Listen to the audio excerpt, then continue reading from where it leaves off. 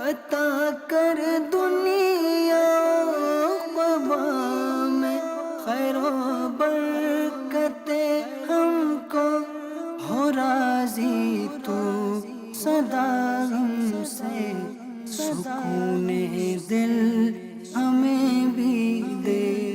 الحمدللہ رب العالمین والصلاة والسلام علی سید الانبیاء والمرسلین، اما بعد فاعوذ باللہ من الشیطان الرجیم، بسم اللہ الرحمن الرحیم۔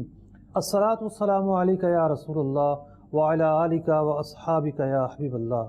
محترم ناظرین کرام، ہمارے سلسلے کا نام ہے خیر و برکت کے اسباب۔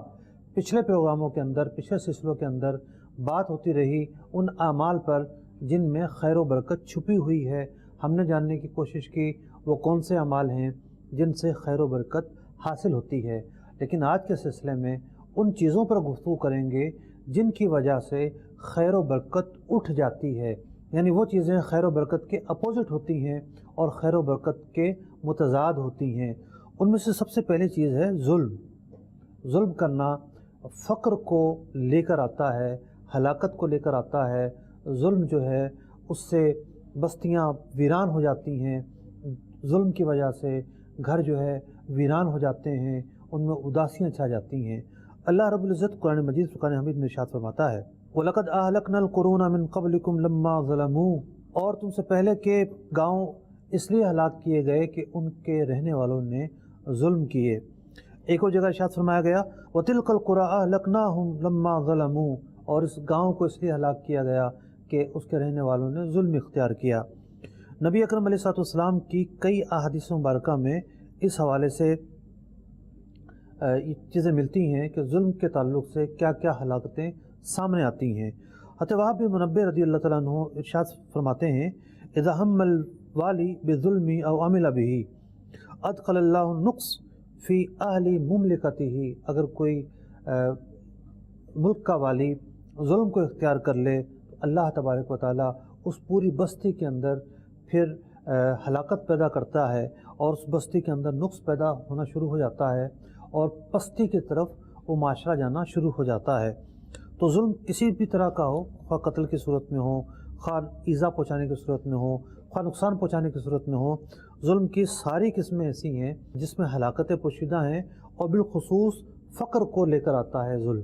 اسی طریقے سے روایتوں میں ایک اور گناہ کے بارے میں آیا کہ وہ گناہ بھی رزق میں کمی لے کر آتا ہے، اور وہ بہت ہی برا گناہ ہے زنا۔ زنا کے حوالے سے نبی اکرم علیہ السلام نے ارشاد فرمایا، لا تزنوا فإن الزنا یقطع الرزق، زنا کے قریب مت جاؤ کہ زنا کے قریب جانا رزق میں تنگی لاتا ہے، اس سے رزق اٹھایا جاتا ہے۔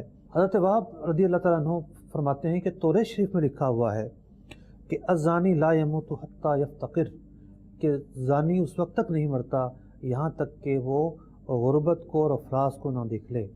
تو زنا کی وجہ سے فقر پیدا ہوتا ہے اور رزق میں تنگی آتی ہے، اور دیگر مصائب کے ساتھ ساتھ بطور خاص رزق کے حوالے سے بندہ تنگی کا شکار ہوتا ہے۔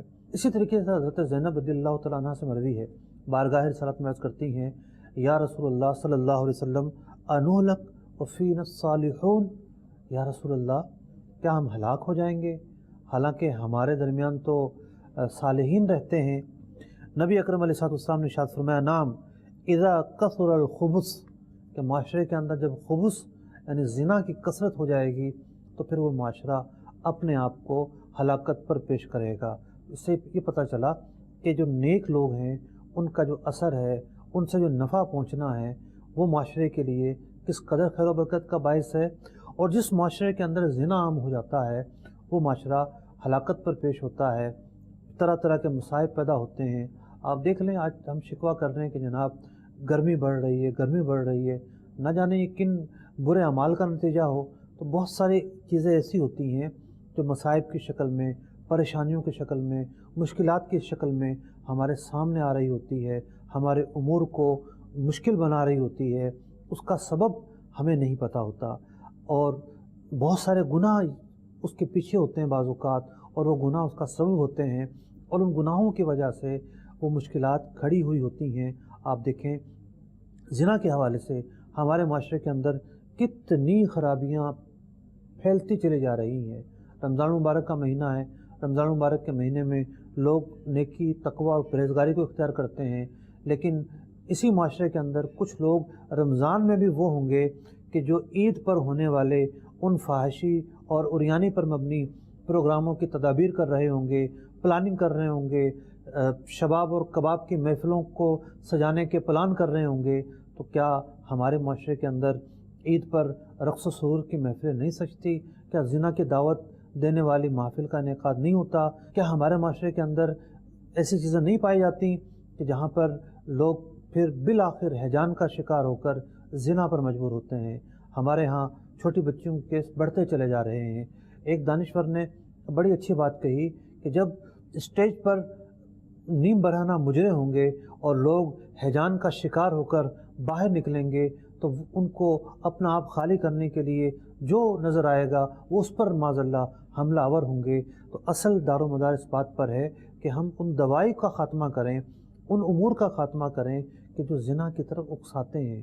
ہم فلموں کو پروموٹ کرتے رہیں، واہیات کو پروموٹ کرتے رہیں، فحش چیزوں کو پروموٹ کرتے رہیں، اور پھر اس بات کا شکوہ کریں کہ جناب ہمارے معاشرے کے اندر زنا زیادہ ہو گئے ہیں۔ تو زنا کا زیادہ ہونا پورے معاشرے کو ہلاکت پر پیش کرتا ہے، پورے معاشرے میں مشکلات پیدا کرتا ہے۔ اسی طریقے سے ایک اور گناہ جس کے بارے میں کہا گیا کہ اس کی وجہ سے رزق کم ہو جاتا ہے، اور اس گناہ کا نام ہے ربا، یعنی سود کا لین دین۔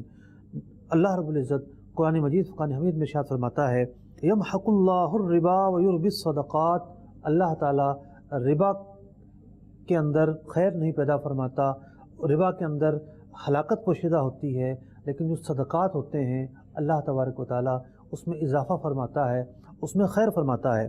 حضرت عبداللہ بن مسعود رضی اللہ تعالیٰ عنہ سے مروی ہے، فرمایا ما اہلک اللہ اہل نبوت قط، اللہ تعالیٰ نے جب کوئی نبی بھیجا اور پھر اس کی امت پر عذاب آیا تو عذاب آنے کی جو بھی وجوہات رہی ہوں، ایک وجہ یہ رہی حتیٰ یکثر فیہم الربا والزنا، کہ اس قوم کے اندر جب ربا بڑھ گیا، جب زنا بڑھ گیا، اللہ تبارک و تعالیٰ نے پھر اس پر عذاب نازل فرمایا۔ تو دیکھا آپ نے کہ سود کی کتنی نحوستیں ہیں، اور سود کی نحوستوں میں سے ایک نحوست یہ ہے کہ اس کی وجہ سے رزق میں تنگی آتی ہے اور مشکلات پیدا ہوتی ہیں۔ اسی طریقے سے ہمارے معاشرے کے اندر ایک اور عیب اور خامی پائی جاتی ہے، اور کچھ لوگ اس خامی کے اندر یعنی کہ ڈوبے ہوئے ہوتے ہیں اور سرایت کی ہوئی ہوتی ہے۔ یہ خامی ہے سوال کرنا، یعنی جو محتاج نہ ہو اس کا سوال کرنا جائز نہیں ہے۔ سوال کرنا فقر پیدا کرتا ہے۔ آپ نے سنا ہوگا کہ بعض فقیر قصہ پارینہ بن جاتے ہیں کہ جناب ارب پتی فقیر تھا، یعنی ارب پتی فقیر تھا، اس کا انتقال ہوا، جب لوگوں نے اس کا دیکھا جو بھی اس کا گھر تھا یا جو بھی اس کا بوریا بستر تھا، تو پتہ چلا کہ وہاں سے تو نہ جانے کیا کچھ نکلا، لیکن اس نے زندگی کس حال میں گزاری؟ میلے کچلے کپڑوں میں گزاری، ظاہری طور پر دنیاوی آسائشوں سے دور رہتے ہوئے گزاری، کتنا ہی وہ مالدار کیوں نہ ہو، لیکن سوال کی نحوست کی وجہ سے اس کے اندر یہ کیفیت پیدا ہوئی کہ اس کی حالت فقر والی ہو گئی۔ وہ اگرچہ کہ غریب نہیں تھا، اگرچہ کہ وہ امیر تھا، پیسوں والا تھا، لیکن لوگوں کے سامنے جو ہاتھ پھیلانا تھا، لوگوں کے سامنے جو ہاتھ پھیلانا ہے، یہ فقر کو پیدا کرتا ہے، غریبی کو لے کر آتا ہے، رزق میں تنگی کو لے کر آتا ہے۔ نبی اکرم علیہ السلام نے ارشاد فرمایا ما فتح عبد علی نفسہ باب مسئلۃ، جو بندہ سوال کا دروازہ اپنے اوپر کھول لیتا ہے، الا فتح اللہ علیہ باب فقر، اللہ تعالیٰ اس پر فقر کا دروازہ کھول دیتا ہے۔ ایک اور حدیث پاک میں نبی اکرم علیہ السلام نے ارشاد فرمایا من احتاج فقطم الناس، جو حاجت مند ہوا لیکن اس نے اپنی حاجت لوگوں سے پوشیدہ رکھی، اور وافضى الی اللہ تعالیٰ، اپنا مسئلہ اللہ تعالیٰ پر پیش کیا، کان حقا علی اللہ ان یفتح له برزق واسع من حیث لا یحتسب، اللہ تعالیٰ پر یہ حق ہے کہ اس کے لیے رزق کے دروازے کھول دے۔ اللہ تعالیٰ ایسے آدمی کو اس جگہ سے رزق دیتا ہے جہاں اس کے وہم و گمان میں بھی نہیں ہوتا۔ آپ نے دیکھا کہ جو اپنی مشکل، جو اپنی تنگی، جو اپنی پریشانی اللہ تعالیٰ پر پیش کرتا ہے، دعا کرتا ہے، گریہ کرتا ہے، اور اس کے ساتھ ساتھ تدابیر کی کوشش کرتا ہے، تو ایسا آدمی اس کی غیبی مدد کی جاتی ہے۔ لیکن جو بات بات پر لوگوں کے سامنے ہاتھ پھیلاتا ہے تو ایسا شخص اپنے اوپر فقر کا دروازہ خود کھولتا ہے۔ اور غریبی میں رہتا ہے، محتاجی میں رہتا ہے۔ سوال کی طرح ایک اور معیوب چیز کہ جو رزق میں تنگی لے کر آتی ہے، اس معیوب چیز کا نام ہے لالچ پن ہونا، طمع۔ کہ جو آدمی لالچی ہوتا ہے، اس کا لالچی ہونا، اس کے اندر اس عیب کا پایا جانا اس کے اندر فقر کو پیدا کرتا ہے، اس کے اندر غربت کو پیدا کرتا ہے اور رزق میں تنگی کو پیدا کرتا ہے۔ ایک روایت میں ارشاد ہوتا ہے کہ نبی اکرم علیہ الصلوۃ والسلام نے ارشاد فرمایا الطمع فقر حاضر، کہ جو لالچی ہے یہ غریبی ہے، یعنی لالچی غریبی کو لے کر آتی ہے۔ ایک روایت میں آیا کہ اللہ رب العزت نے حضرت موسیٰ علیہ نبینا علیہ الصلوۃ والسلام سے ارشاد فرمایا اتريد اللہ تحتاج الی الناس، کیا تو یہ چاہتا ہے کہ تو لوگوں کا محتاج نہ بنے؟ عرض کی نام مولا کریم، بالکل میں یہ چاہتا ہوں۔ ارشاد فرمایا لا تطمع فی اموال الناس، لوگوں کے اموال پر نظر نہ رکھ کہ لوگوں کے اموال سے تجھے فائدہ پہنچے اور لوگوں کے اموال سے فائدہ پہنچتے ہوئے تو ان سے فائدہ اٹھائے۔ نبی اکرم علیہ الصلوۃ والسلام نے ارشاد فرمایا ان ھذا المال خضرۃ حلوف، یہ جو اموال ہیں لوگوں جو تمہیں نظر آ رہے ہیں بظاہر ان میں بڑی جاذبیت ہے۔ فرمایا فمن اخذ بسخاوت نفس، اگر کسی نے خود دے دیا ہے سخاوت کا مظاہرہ کرتے ہوئے، بورکا لہو فیہ، تو لینے والے کے حق میں برکت پیدا کی جاتی ہے۔ من اخذہ باشراف نفس، لیکن جو لوگوں کو اکسائے کہ وہ اسے یہ مال دیں، تو ایسا جو شخص ہے اس کے جب وہ مال لے لیتا ہے اس مال میں پھر برکت نہیں ہوتی، وہ مال برکت کا سبب نہیں بنا کرتا۔ تو ہمارے معاشرے کے اندر ایک کمی پائی جاتی ہے کچھ لوگوں کے اندر کہ وہ جب امیروں کو دیکھ رہے ہوتے ہیں، چمکتے گاڑیوں والوں کو دیکھ رہے ہوتے ہیں، بنگلے والوں کو دیکھ رہے ہوتے ہیں، تو اپنی ذات کے لیے سوال کرتے ہیں اور اپنی ذات کا نفع چاہتے ہیں کہ جی ہمیں ان سے فائدہ پہنچ جائیں تو پیسے والے ہیں، ان سے کسی موقع پر فائدہ پہنچے گا، ان سے کسی موقع پر مالی معاونت ہو جائے گی۔ تو جس کی یہ سوچ بنتی ہے اور جو اس لالچ کا شکار ہوتا ہے تو وہ در حقیقت اپنے آپ کو فقر پر پیش کرتا ہے، اور اگر وہ کوئی نقشہ کھینچ کر کوئی سیناریو بنا کر ان سے مال حاصل کرنے میں کامیاب بھی اگر ہو جاتا ہے، ایسے مال میں برکت نہیں دی جاتی۔ ہاں اگر کوئی صاحب ثروت ہے اور اسے دینی کاموں کی ترغیب دلائی جاتی ہے، نیکی کے راستے کے لیے مانگا جاتا ہے کہ جناب مثال کے طور پر دعوت اسلامی ہے، اس کے یہ مدنی کام ہیں، یہ مصارف ہیں، اس کے لیے جناب آپ چندہ دیجئے، تو اپنی ذات کے لیے سوال کرنا نہیں پایا جا رہا اور بندہ لے کے امانت اور دیانتداری کے ساتھ مطلوبہ جگہ پر پہنچا دے، تو یہ کام تو یقینی طور پر نیک کام ہے اور نیکی پر معاونت کا کام ہے، اس کام کے نیک ہونے میں کوئی شک نہیں ہے۔ لیکن جہاں امیروں کے مال پر، امیروں کے اوپر، امیروں کے قریب رہنے پر مدعا یہ ہو کہ جناب ان سے ہمیں مالی فائدہ پہنچے، تو یہ مذموم کام ہے، اور یہ جو وصف ہے یہ لالچ کہلاتا ہے، اور یہ وصف ایک مذموم وصف ہے۔ بات یہ ہو رہی ہے کہ وہ کیا چیزیں ہیں جو فقر لے کر آتی ہیں، رزق میں تنگی لے کر آتی ہیں۔ ان میں سے ایک چیز ہے نحوست اعمال۔ جب بندے کے اندر نحوست اعمال آتی ہے، جب اس کے اعمال خراب ہوتے ہیں تو پھر مصیبتیں بھی آتی ہیں، پریشانیاں بھی آتی ہیں، مصائب بھی آتے ہیں۔ اللہ رب العزت قرآن مجید فرقان حمید میں ارشاد فرماتا ہے وَمَا أَصَابَكُم مِّن مُّصِيبَةٍ فَبِمَا كَسَبَتْ أَيْدِيكُمْ، اور تمہیں جو کچھ مصیبت پہنچ رہی ہے وہ تمہارے ہاتھوں کا کیا دھرا ہے۔ تو انسان گناہوں میں مشغول رہے، شراب کی لت اس پر طاری ہو، نمازیں نہ پڑھتا ہو، طرح طرح کے گناہ کرتا ہو، دل سخت ہو چکا ہو، اور جناب اللہ تبارک و تعالیٰ کی نافرمانی کرتے ہوئے زندگی گزار رہا ہو، پھر کہے کہ جی برکت نہیں ہے، تنگی ہے، دشواری ہے، فقر ہے، یہ حالات ہیں، نوکری نہیں ملتی، کوششیں کی جا چکی ہیں، جہاں بھی جاتے ہیں جاب میں کامیابی نہیں ہوتی، تو ذرا اپنے اعمال پر بھی غور کرنا چاہیے۔ کہیں ایسا تو نہیں کہ یہ سارے کے سارے جو مصائب ہیں، مشکلات ہیں، دشواریاں ہیں، پریشانیاں ہیں، آپ کے اپنے نام اعمال کی نحوست کا نتیجہ ہوں؟ آپ الزام کسی اور چیز کو دے رہے ہیں، جناب کسی نے کچھ کروا دیا ہوگا، ہمارے ہاں تو جی سختی ہے، کوئی سایہ ہے، کوئی فلاں چیز ہے۔ بندہ بعض اوقات یہاں اور وہاں دیکھ رہا ہوتا ہے، اپنے آپ پر نہیں دیکھ رہا ہوتا۔ وہ کہتے ہیں نا، یوں جب بندہ انگلی اٹھاتا ہے کسی پر تو 4 انگلیاں اس کی اپنی طرف ہوتی ہیں، 1 انگلی دوسرے کی طرف ہوتی ہے۔ تو انسان کو اپنے اعمال پر بھی غور کرنا چاہیے۔ امام ابن جوزی رحمۃ اللہ تعالیٰ علیہ قصہ لکھتے ہیں کہ ایک شخص جو ہے وہ دودھ میں پانی ملا کر بھیجا کرتا تھا۔ ایک مرتبہ یہ ہوا کہ اتنا سخت سیلاب آتا ہے کہ اس کے سارے جو مویشی تھے وہ پانی کی نظر ہو جاتے ہیں. یعنی اس کے اوپر جو یہ مصیبت پہنچی اس کے پیچھے وہ محرک تھا کہ جو یہ دھوکہ کرتے ہوئے لوگوں کو لوٹتے ہوئے خرید و فروخت کیا کرتا تھا اور دھوکہ دہی کا مرتکب ہوا کرتا تھا. تو بعض اوقات ایک تاجر رو رہا ہوتا ہے کہ جناب میرے کام کے اندر، میرے کاروبار کے اندر یہ مشکلات، وہ مشکلات، لیکن اگر اس کی بیک گراؤنڈ میں دیکھا جائے کہ جناب ماں بدولت کاروبار کس طریقے سے کرتے ہیں تو پھر پتہ چلتا ہے کہ جناب کیا کیا ملاوٹیں ہوتی ہیں اور کیا کیا ظلم ہوتا ہے اور کیا کیا زیادتی ہوتی ہے، وعدہ خلافیاں ہوتی ہیں، پارٹیوں کا پیسہ وقت پر نہیں دیتے. بہت سارے عیوب ہمارے اپنے کام کے اندر نکل آئیں گے. تو جب ہم اپنے کام کو صاف کریں گے تو اس کی پھر برکات ہمارے سامنے آئیں گی. محترم پیارے اسلامی بھائی اور مدنی چینل کے ناظرین، آج کے سلسلے میں بات ہو رہی ہے ان چیزوں پر کہ جو فقر کو لے کر آتے ہیں، محرومی کو لے کر آتے ہیں اور رزق میں تنگی کو لے کر آتے ہیں. احادیث مبارکہ کے تعلق سے کچھ اعمال بیان کیے گئے. اب کچھ وہ چیزیں میں بیان کر رہا ہوں کہ جو احادیث میں تو نہیں آئیں لیکن علماء نے اپنے تجربات کی روشنی میں یا اپنے کشف کی روشنی میں جن کو بیان کیا ہے. میں نے آج جو چیزیں بیان کرنے لگا ہوں اس سے پہلے بھی ان کو پڑھا ہے ایک اور کتاب میں. اس کتاب کا نام ہے تعلیم المتعلم طرق التعلم.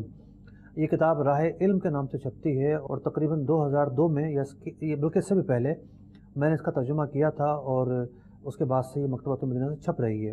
اس کتاب میں بھی علامہ زرنوجی رحمۃ اللہ تعالیٰ علیہ نے بہت ساری چیزوں کو بیان کیا.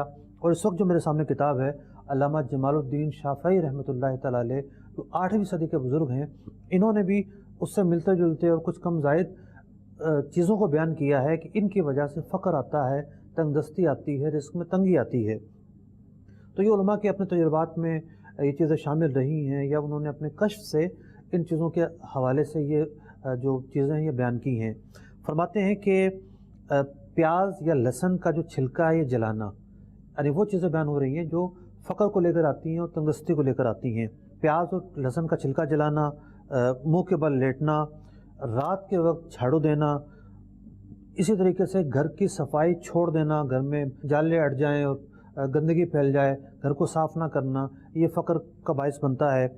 اسی طریقے سے بدن پر کپڑا پہنے ہوئے ہیں اور پہنے اس میں کوئی سلائی کا کام کرنا، یہ فقر کا باعث بنتا ہے. اسی طریقے سے پورا برہنہ ہو کر پیشاب کرنا، حالت جم کے اندر کھانا، مسجد کے اندر یعنی مسجد میں نماز فجر کے بعد جلدی نکلنا، اسی طریقے سے بازار جلدی جانا صبح، اسی طریقے سے والدین کا اپنی اولاد کو بد دعا دینا، یہ فقر کو لے کر آتا ہے. یوں ہی اولاد کا اپنے والدین کو بد دعا دینا، یہ بھی فقر کا باعث بنتا ہے. اسی طریقے سے کوئی چراغ جل رہا ہو پھونک مار کر بجھانا، اسی طریقے سے کوئی جوں وغیرہ ہے اسے نکال کر پھینک دینا اور نہ مارنا، یہ فقر کا سبب بنتا ہے. اسی طریقے سے ٹھہرے ہوئے پانی کے اندر پیشاب کرنا، کھڑے ہو کر شلوار پہننا، بیٹھ کر امامہ پہننا اور ایسی جگہ غسل کرنا کہ جہاں پر پیشاب بھی پڑا ہوا ہو، اور اس جگہ پر غسل کرنے سے چونکہ مزید گندگی پیدا ہوگی تو یہ ایک سبب بیان کیا ہے جو فقر کا سبب بنتا ہے. اسی طریقے سے 2 انگلیوں سے کھانا. اسی طریقے سے یہ بھی بیان کیا کہ مہینے کی 7ویں تاریخ کو حجامہ کروانا. اسی طریقے سے داڑھی سے کھیلنا اور انگلیوں کے جو ناخن ہیں یہ چبانا فقر کا باعث بنتا ہے. سورج یا چاند کے نیچے اس حالت پر ہونا کہ ستر ظاہر ہو.